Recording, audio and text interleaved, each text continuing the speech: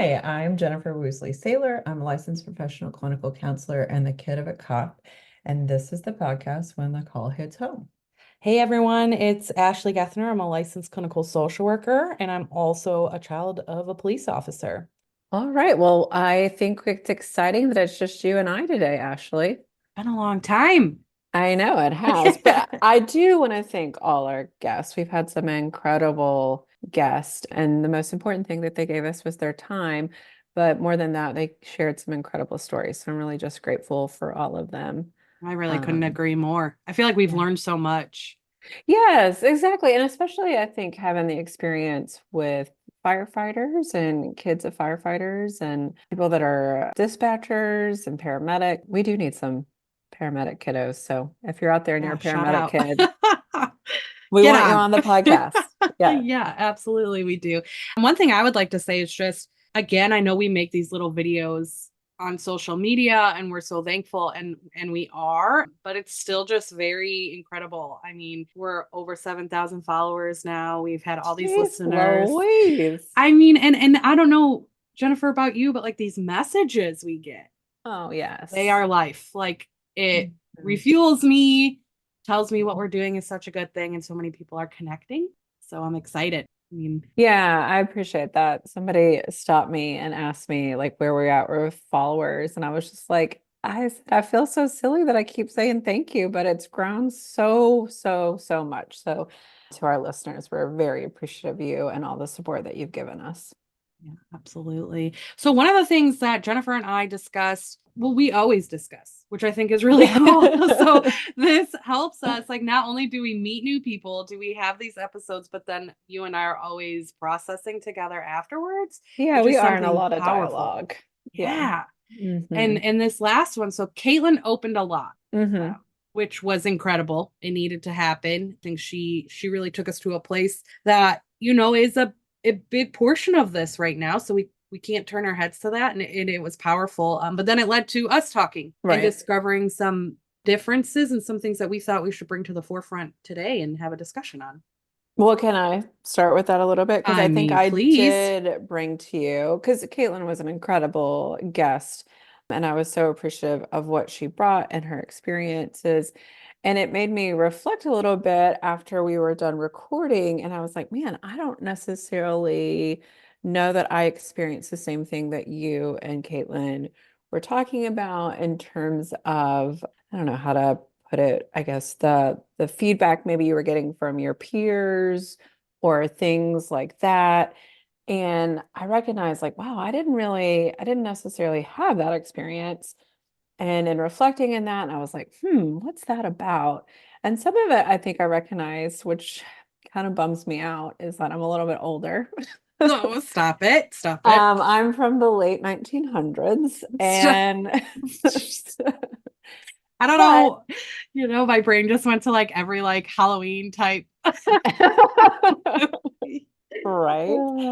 But I think that there was something, I think that my dad wore his uniform and came to career day. And obviously, my friends and classmates knew about my dad as a police officer. So I didn't necessarily, like, I never got anything really harsh or bad other than like, oh, all they're doing is writing speeding tickets. And I think I maybe shared on that episode about a friend that was so upset because somebody was angry that they got a speeding ticket. So I don't want to tell that story, but and so I think it was a little bit about where we were in time in terms of our experiences. Yeah, I would agree with that. And I have Mm. to agree too in terms of like, so I do feel this shift generationally and things like that. And I also think it's kind of where you're from. Like you grew up in a Hmm. bigger city environment. I grew up in a very small small town of cows and corn. So like,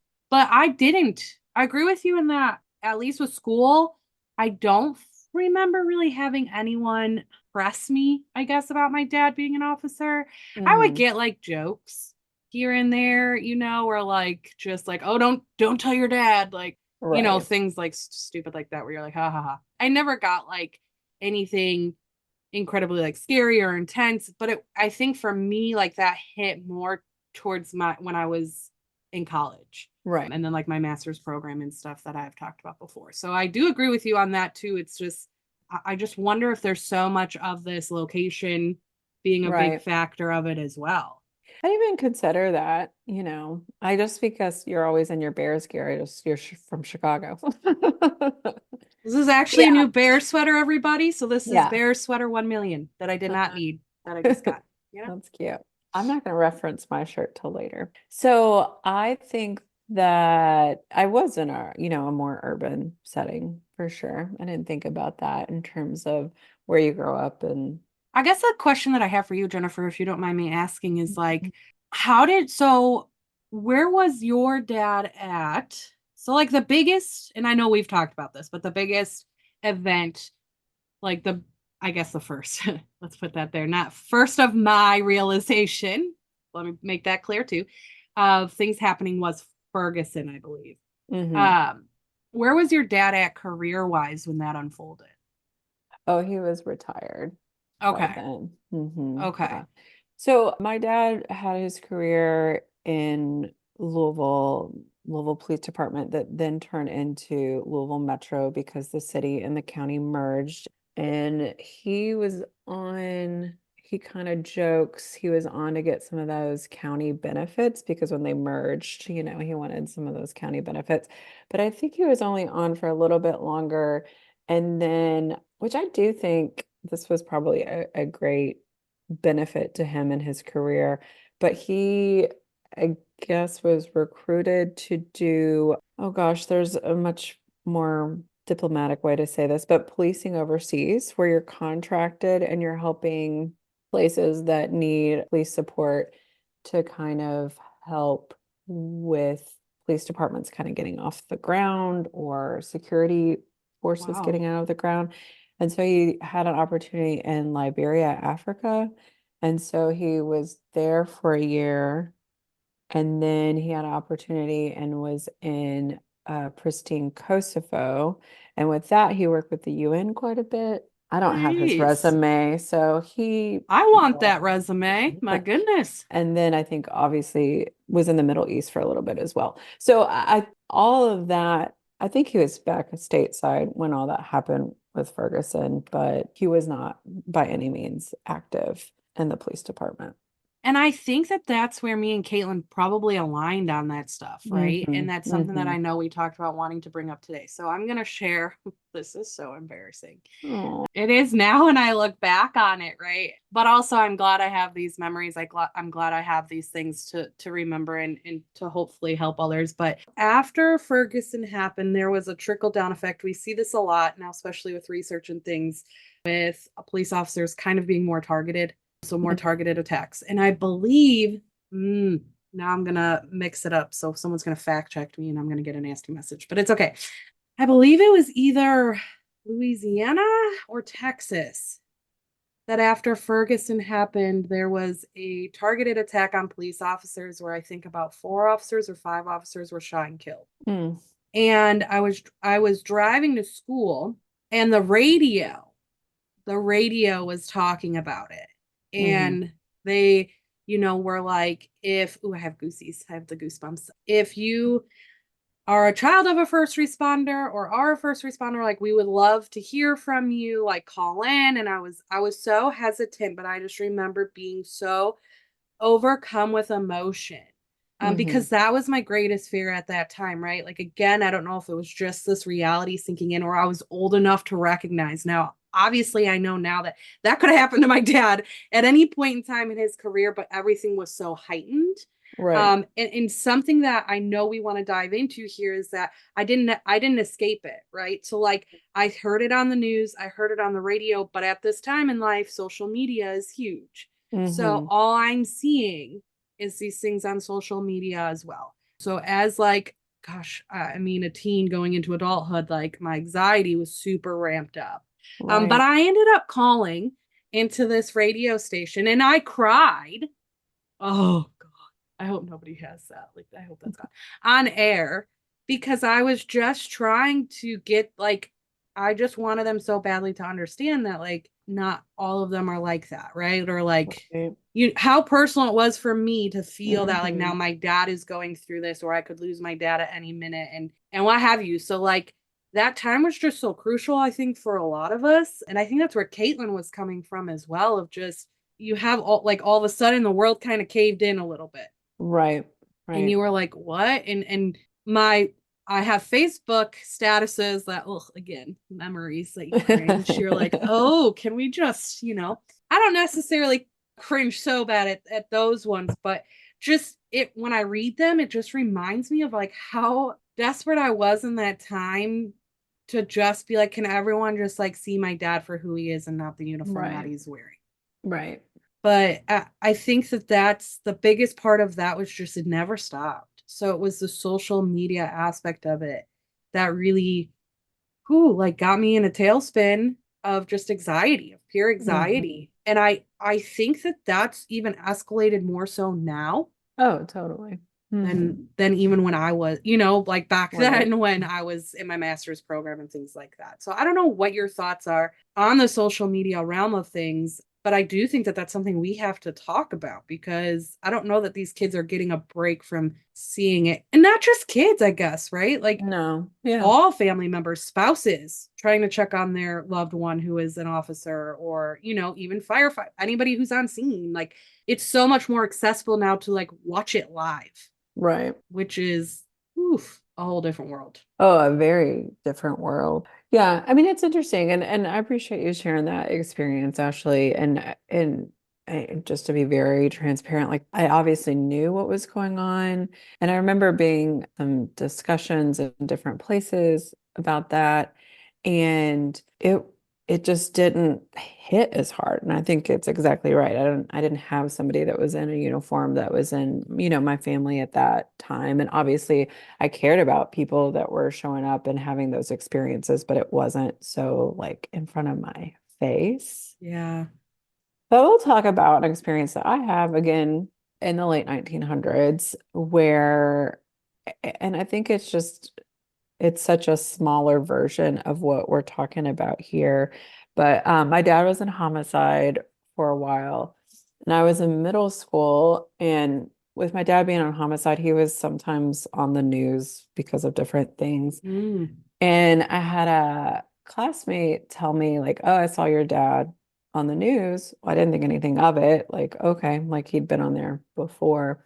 Well, it was a pretty slow news week, and there were some accusations that was on I mean, I think there's three like local news when I was growing up, and it was on every station, like covered these accusations towards my dad. It was very upsetting for my family. I remember there was like a voicemail from my grandmother on her answering machine, Oh if you remember what no. those are. So upset because she had seen the news.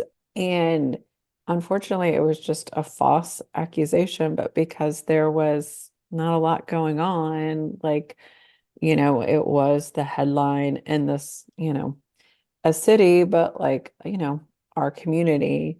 And I mean, I think my dad would have to answer if that impacted his career or not. But of the three stations, only one station finally came back and, retracted the story and What? interviewed my dad. And it was just a really hard thing. And, I think I felt a little like, I mean, again, I was somewhat insulated from it because I don't have a phone.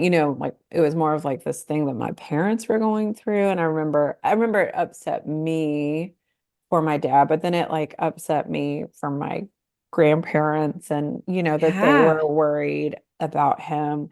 And it's interesting because I think I had that experience so young that I've always been a bit of a questioner about media and what information is given to me. And for better or worse, I mean, that's not always the best thing to always be questioning information you're given. Obviously, now we're given so much information, it's probably Yeah. helpful for me to question some. And so I think back to that experience, and it was hard. And I know it was extremely stressful for, again, my parents navigating that. And again, I think my dad would have to speak to like the impact that it had on his career. And I think, this is what I say a lot of times, and, when I present and stuff is like, if I can have this experience and this impact in that time, exactly what you're saying, like think of kids today and how much information they're being bombarded with, and how do we like protect our kids against that? Well, and yeah, what a powerful story, first off. And, thank you for sharing that with everybody. I had no idea. So you're hiding things. I'm just kidding. It's not something I'm like, yeah, let you had me to pull it tell out, you. right? But what I think stands out to me so much from that, though, is like you said, like that trickle down effect. It Mhm. wasn't just your dad, Right. it was your grandparents, right? Like it's your mom, it's everybody. There's this Mhm. huge trickle down effect. And I think we do have to be more mindful of that. We Right. forget, everybody does. And don't get me wrong, again, this is no way everybody is warranted to their feelings, their emotions with what happens and what goes on. That Of like course. I want Yes. to make that clear. It's just that I think that as humans, when that emotional side of the brain takes over, we don't even want to stop and recognize that there's so much more to that person behind the badge than the badge. Mhm. Right. And so you made that point very clear and with your story. And I found that to be true within my dissertation as well. Right. Like my dissertation, most of my research and my findings are connected back to the families more than it is themselves. Yep. It's Mhm. insane. And how do we protect our kids? Well, the sad thing is almost every single officer I interviewed, in fact, I would have to, after you do a dissertation, you like close it and you're like, never, ever, ever again. So, like, maybe I should go back and read my own work. But hey, one of the things that I do remember is that almost all of them, if not all of them, have said that they have removed any notion of being like a police officer almost from their lives completely. Their Mhm. children are told to say that they're community workers or something completely different than what Mhm. they are. Mhm. The blue line stuff is a deal, like a big thing. However, almost every officer, like I said, that I interviewed had said they told like their children are not allowed to wear it. They took down their blue line flags. They, all these Mm. things. Yeah. And I guess that's how we're protecting our children from it. But on the other hand of that, in which I know kids are very resilient, but on the other hand of that too, I struggle with. So then how do we have these men and women out here doing this career, doing this job, not even willing to say that it's what they like? I can't fathom in my head not being proud of what you do, right? Mhm. And be, like, and I don't want to say that they're not proud, but to have to hide that, I can't comprehend it because I'm not in that position. Like, Right. but I did the same thing. So I had this little blue line heart sticker on my car. When that happened, I was so anxious I took it off. But then you're like, as my dad's daughter, I was like, am I turning my back on him? I'm not. I don't want, that's not what I'm doing, but I'm fearful. Right. I would love for no one to know what my dad does and who he is, right? Like, and so I don't know. I can't fathom that, but just that almost 100%, if not 100% of my participants said that, I was like, wow, if that's all we can do to protect our families, I guess, right? But I don't know that I have a better solution right now either. Yeah, I think that is really hard to navigate. And, and I think every family, what they decide to do is probably what works best for Yeah. their family. Yeah. But I also think about that in terms of, growing up and being really proud of what my dad did. And I think that it influenced what I wanted to be when I grew up. I didn't necessarily ever want to be a police officer, but I definitely wanted to do something that made a difference. Yeah. And I think you're saying that, like, why would you be embarrassed about a job that makes a difference in your community? Yeah, I mean, I hear what you're saying when it comes to that. Well, and just that moral part, right? Like our Mhm. morals and our values of just, I can't imagine having to be like, this is something I loved so much, or we do really have some of our first responders who are so passionate, right? Like Mhm. this is all they wanted to be when they were that little kid, right? Like, Right. and they're doing it, and now all of a sudden you have to kind of navigate this feeling of like, okay, I want to be super proud and I want to do the best, and yet I have to be so careful of everything I do and say and act, and I think there's just such conflict. Like Mm. that they might feel from these careers. And again, so and that's okay if I Well, am. let's see. I might be able to pull out a thread here and hang on tight because I think there might be a connection. But I think in terms of that wanting to do the right thing, the value system, and then thinking about, oh gosh, I always have to be that. I can never be a human being. Like I just have to be perfect. And Right. yet, I think we've talked a little bit about some expectations sometimes that we experienced as kids, that maybe like there was an expectation that we always had to do what was right. And that's not a bad thing. I No. definitely am glad I understood right from wrong, but there's not always a lot of space to be a human being in some of those experiences. Right. That makes sense. It does make sense. No, it does make sense. And I Yeah. agree with you on that too, right? Like that pressure was definitely there. Do I appreciate it now that I'm older? Yes. Mhm. But yeah, Oh yeah. that pressure was definitely there. But I do think that just again, the impacts have been tenfold. And I think that we would both love to hear. I know I would love to hear a little bit more from people on what that looked like for them. And again, in my dissertation, another huge finding that I had was like the medical stuff that would happen to family members due to such increased stress and Mhm. anxiety during these times, which was wild. Like kind of blew my mind. Well, So, I mean, it's exactly right. Like you can't have one member of a family endure an extremely stressful situation and not impact the other members of the family. yeah. Do you want to speak a little bit about like an example of that, of what you're talking Sure. about? Obviously So, with protecting.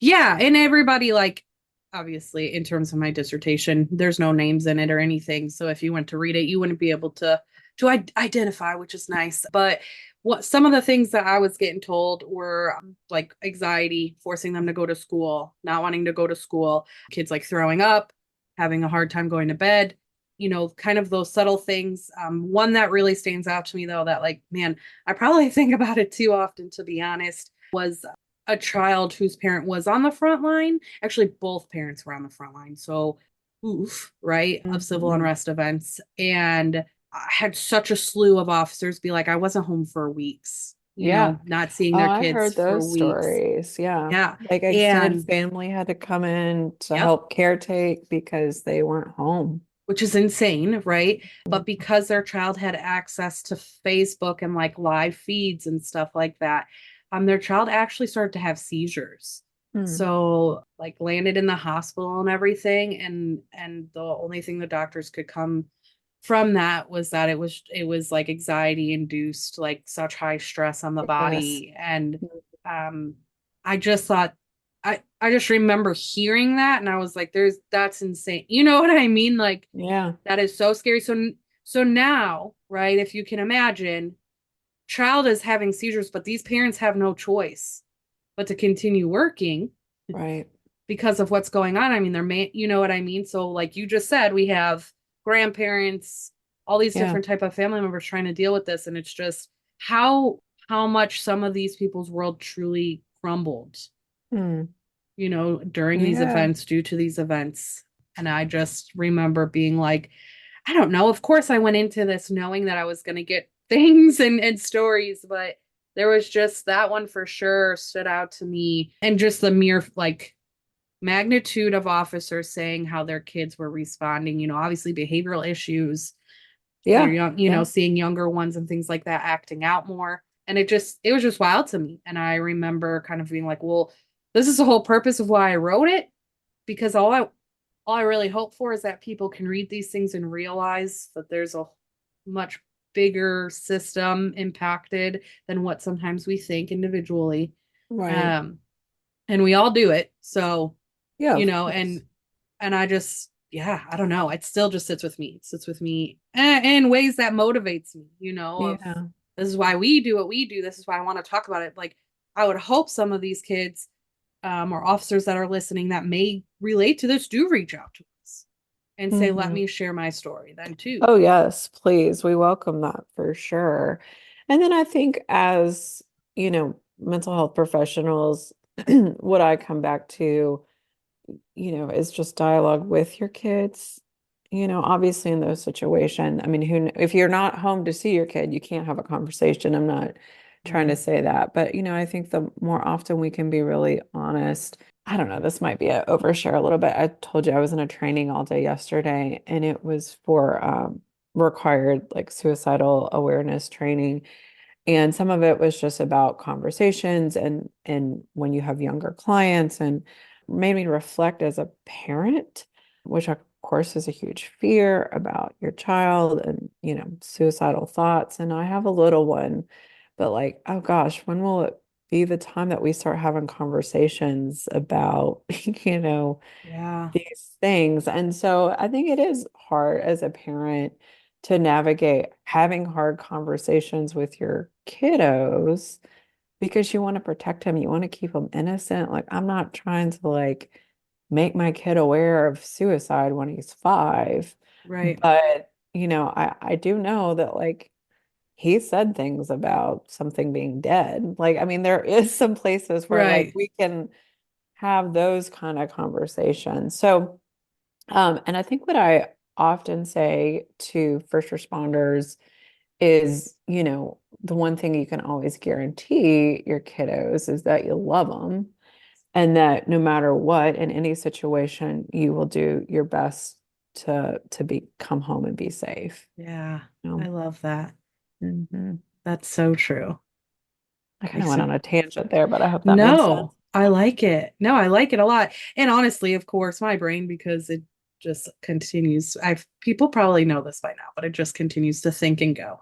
It's like, and geez, like, isn't that a whole nother topic? A sensitive one for sure, but one Mhm. that there's truth to within this field as well, right? Like we do know that after the stuff that happened at the Capitol, there was officers who were lost by suicide, right? Mhm. And it happens every year. I mean, and it's I sad. mean, it is incredibly sad. Some of the facts and figures in the training I was in talking about different populations, and first responders was not on the list. And I raised my hand and I was like, actually, unfortunately, this is a population where that is a bit of a crisis within it. You get them. I did. I did. I came for For our me, first I'm like, responders. yeah, what the heck? You get them like that. But Mhm. doesn't that, oof. Oh, here we I'm gonna, go. Here we yeah, yeah, I'm go. gonna try to get off it because that's something that really fuels me. It really, I think that's a flaw. I'm gonna just call out social work then. I don't even have to group you with me. Like, Mhm. that is a flaw within social workers, in my opinion. People can hate or love me from it, but that's a huge flaw. I remember going through school. I'm writing my dissertation. First off, I had to fight tooth and nail to write my dissertation because I was writing it on first responders, specifically Mhm. law enforcement, Mhm. right? Like that shouldn't be a thing. Right. If we are social workers, we're helping every single population out there. I also had was confronted at one point with a literal petition. It was a petition that professors, big named people at big universities, were literally signing, saying that they would not support law enforcement and or educate their students, social work students, on how to support law enforcement in their classrooms. That's I horrible. don't. I do not. I can't comprehend that. I'm not saying you have to like them. I'm not saying you have to guess what? If you don't want to work with them, so be it. Right? Yeah, Like so you be can it, know that's your fine. personal bias and things like that. Yeah, that's a healthy part Correct. of our training. Correct. And that's okay. I respect that. But Right. to hear of stuff like that happening, and this is a good example, like why were they left off? Right? Like, and maybe it was an Right. accident and so Oh, be it, yeah, right? no. But it's just like that's wild to me. Still have to fight for that. I'm sure you feel that as well. I was in I mean, this was like right in the midst of COVID. I was in a training, and some of the stuff that was being put in the chat box about police officers. And I was like, y'all are being bigoted. Like, I mean, it was just so sad. I'm like, you don't even realize, what you're saying here. Like, if this is a population and you're making these broad statements, like that is, that So is, here we sit, right? This is the Mhm. irony. here we sit talking about all these things that like we as children experienced, maybe other family members, themselves, and then turn around and say, and there's not enough therapists or people who are willing to help. Right. Like, what? Yeah. What? Which is why we fight, right? Which is why you keep working at it and you keep doing what you do. And Absolutely. And I think, again, shout out again to Caitlin. I think that she had us think a little bit deeper. And again, to kind of come through our conversations and our different experiences. And it makes a lot of sense. It's like, oh, well, I didn't go through that. So I don't necessarily know what that's like. But hey, these are those things that I've experienced. And again, like just to really hit home, again, in the late 1900s, if I'm getting this information without social media, your kids are yeah, definitely getting that information. And so, and I don't think it's just no social media necessarily, but I definitely think it's around some boundaries with that. I yeah, saw one thing that was like, oh, I'm not going to get this right, but talking about maybe cell phone use with the adolescent, and it's not so much that you dictate the hours in which like you can only have it for this many hours, but saying like, oh, well, we eat dinner, you don't have your cell phone, or when it's family time, you don't have your cell phone. And so really trying to put it in place of like when we're gathering together, that's not a time to have your cell phone. Or, if you're seeing maybe your adolescent isolate a little bit more, like, hey, let's not have our phones in our rooms, or, whatever that is. And here's the tricky thing with that. I think what some of the expectations you have for your kiddos, you kind of have to have for yourself, which is a so hard. bummer. Oh my Yeah. gosh. I was just in the car and I got a text message and I was at a stoplight and I looked at it and I'm like, Jennifer, what are you doing? Like, you're almost home. Just like look at it then, because my kiddo's in the car with me and I'm like, and those moments are tough, but and Yeah. listen, y'all, I'm barely parenting. Like, please know it's hard. Stop. And by no means You're I'm like, doing great. but it's hard. And I don't Yeah. think anybody has all the answers. And I'm definitely not trying to say I do, is what I'm really most importantly saying. But No, but I think um, it's awesome for people to hear you share that, right? Like one thing I don't have is parenting advice because I'm not one, right? I have a million nieces and nephews, but I don't have that. And so I think it's important for people to hear you say that and hear you share like how do I manage that? What are some different mhm, ways, or that communication piece? How do I talk to my kids about this then? Right? Like mhm. how do I limit it? And there's truth to that. We can't always, Right, but right. those And are great ways to help. mhm. Oh, absolutely. And I think, the more often you can have, again, like we're talking about the bad stuff, we're talking with your kids, but any kind of dialogue with your kids is always going to be helpful. Yeah, absolutely. Absolutely. Kind of getting ahead of it, right? Like, I guess Hmm. that's where my brain goes too, is especially with the social media stuff. Hey, you Right. might see this, or this might be, like, but again, that reassurance of please know that it's not, I'm going to do what I can to come home. And Hmm. those information Yeah, you might read or see isn't always accurate. exactly. And I think that again, I think was helpful for me. And I hate that my experience was like such a negative thing to go through, to kind of give me that chip on my shoulder. But at the same time, I think it is helpful. And listen, I remember being in graduate school and a professor saying that in like the educational system, it took the time to go get the information. You'd have to go to the library, use a Dewey Decimal System. Like, Yes. getting the information was where the labor was. Yeah. Nowadays, we have so much information, and now our work is to distinguish like what is factual research, what's not, and how that we made this big switch, but we don't necessarily have the like skill set yet built in to like distinguish what information, or being given so much information of like what is the factual information. Yeah. And I think if I can bounce off of that a little bit too, is like you said, it's making sure that you're getting both sides. And I have to, as an individual, as a human, as, a social worker, like I have to do that as well. Hmm. Like our thoughts, our experiences do shape what we believe and do shape what we Yeah. think. And yet there is a whole nother world out there that I don't know, Hmm. and so I have have to do that. I have to ask for both sides. I have to understand both sides. And I just always encourage people to do the same thing, see it from Beautifully different said. perspectives. Beautifully said. It was around the Ferguson time, and I was in a setting with a lot of people with a lot of different opinions. And it is funny that I'm doing a podcast because I do think I'm a better listener than I am necessarily a speaker.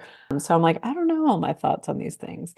But I was in this thing, and somebody got a little hot under the collar about, the situation happening. And I'm like, oh my goodness, they're gonna like let loose. And I wanted to give them applause because they said, you know what that community needed? You know what they are so upset about the injustices that are happening. Where were they when it was time to vote? And they went on and on about the importance of voting, how important it is if you have a problem with your community and you don't like the way things are going, that you participate and you vote and you use your right as a citizen. And talk about getting goosebumps. Yeah, Like I feel that too. I was just so impressed by that. And I totally agree. Like, I think that that is something that we do have. And I think, if you are upset about something, that that's a right that you have. And I think you're right. I think we all have different experiences and we should be open to others' experiences as well. And move towards finding a solution. Yeah. Just creating That's where that chaos. started. Yes. Yes. That's where Creating that chaos to started. create chaos doesn't do any good for anybody. Let's Hmm. all work together to find that solution. Let's all think of things. Be active then in educating and figuring out different ways to help if you feel super powerful on one end of it or passionate, I should say. But like find that solution. Right? Absolutely. And I think that that's important. And I don't think that you and I have all the solutions, but I No. definitely think it's powerful for us to kind of come together and talk about our experiences and say, hey, this might be helpful. Yeah. And if anything, just hopefully someone listens and feels a little validated or feels a little relief from being like, I wasn't the only one. Oh yeah, exactly. I've so enjoyed it, and the feedback that I've gotten from other people out there, it's been validating for me, so I hope it's validating for them as well. Absolutely. Well, I hope that we get some people, again, don't hesitate to message us. We have our social media platforms, we have our website. Go ahead and shoot us a message. We are open to everybody, so we hope to hear from people and get some other folks on here who want to share, and maybe open our eyes to some new things like it's been happening already at the first. I think we're on this is episode 11 or 12, which is insane. That is wild. I That know. is wild. Well, I will reference my shirt. Speaking of being on two sides, our teams play today, I Ashley. saw that. I'm not gonna lie. I was like, oh no, at 3:30, it's going down. Our teams played today. We're on the different side of the field today. We are on different sides. I'm a Notre Dame fan. I mean, I went And to Northern, but I just grew up like in Notre Dame. well, I grew up in Louisville and I'm a Cards fan. So go Cards today. Right. So I'm gonna have to I'll just put my phone down and act. No, I'm just kidding. I'm just kidding. Hey, as long as it's a good game, that's what I'm here for. Now, if you bring it on about the Chicago Bears, you're gonna get a whole different side of me. No, I'm not worried about that. College, I'm not so intense, but NFL, well, you can really rattle me. So that's Well, where it's Louisville, I mean, we were a college town. We don't have at. Right. professional, Which so. is awesome, though. I love that. I do kind of want to share some exciting news Oh, yes, with please. our listeners. So Jennifer knows this, but we do have some really cool things coming down the pipeline. I was able to travel to New Jersey and meet up with Thomas Rizzo from On Patrol Live. He is huge in a whole nother topic that we really need to get into. Absolutely. Which is a very big topic of organizational troubles, so some organizational dysfunctions, department betrayal, things like that. But I learned a lot from him. And it was an honor to meet with him, and it was an honor to learn from him. And he's willing to be on our show. Well, I think I was texting you the whole time, like starstruck, like Have you met him yet? What's it going to be like? And so, yeah, I'm excited and I appreciate you doing all the legwork, going to Jersey for us. Yeah, I mean, he was so kind and it's wild. I'm like, oh my gosh, he's on the show every Friday and Saturday. And I just wanted to put that out there so that our listeners keep listening because we're going to have some cool things coming down the pipeline. Yes. And we appreciate your time and listening to the show. Absolutely. Anything else? You want to leave them with I got anything? nothing. You got nothing? This was a great one. So I know. we thank you all for listening. And we just always, of course, want you to remember that when the call hits home, Jennifer and I are here for you. Thank Have you. a good one. Bye. Bye.